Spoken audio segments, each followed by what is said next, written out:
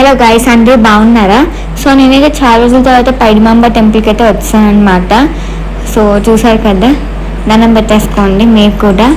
And guys, ఇంకా పూజలు అయితే కూర్చుని పోయాము.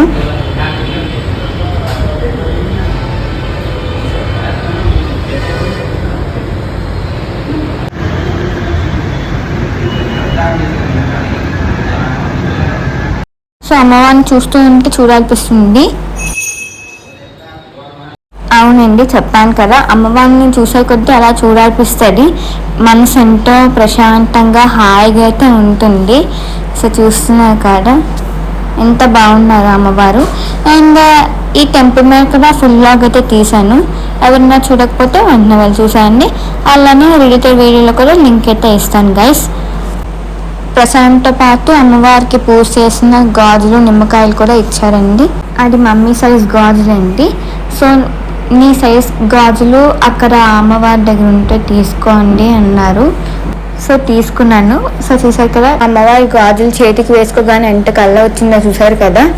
ఇంకా ఇక్కడైతే ప్రసాదాలు అయితే ఇచ్చేస్తున్నారు గైస్. సో ఇంకా నేనైతే ప్రసాదం అయితే తీసేసుకున్నాను. సో చూస్తున్నారు కదా, చాలా బాగుంది.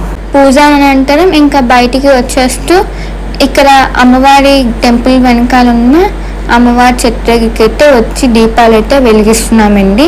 365 ఒత్తు అనమాట. సో చూసారు కదా, మరి ఇక్కడ కూడా దండం పెట్టేసుకోండి. సో నా ఛానల్ ఎవరైనా కొత్త వాళ్ళు చూసినట్లయితే సబ్స్క్రైబ్ చేసుకోలేని వాళ్ళు ఎవరైనా ఉంటే ఏం చేస్తారు, సబ్స్క్రైబ్ చేయడం మాత్రం మర్చిపోకండి గాయస్, ఓకేనా? సో ఈ మినీ బ్లాగ్ని ఎవరైనా లైక్ చేయకపోతే లైక్ చేసేయండి. సో ఫైనల్లీ దీపం అయితే వెలిగించేసాం, చూసారు కదా. అండ్ గైస్, సో ఇంతకీ ఈ ఆలయం ఎక్కడుంది అనుకుంటున్నారా? కొంతమందికి తెలిసే ఉంటుంది, బట్ తెలియని వాళ్ళు చెప్తున్నానండి. వైజాగ్లో ఉన్న ఓల్డ్ డైరీ ఫార్మ్ జంక్షన్ దగ్గర అయితే ఉందండి. సో చూస్తున్నారు కదా, చాలా బాగుంటుంది టెంపుల్. హైవే కానుకొనే ఉంటుంది. సో ఏంటి రస్ట్ mini blog. So thank you, bye bye. Please subscribe guys.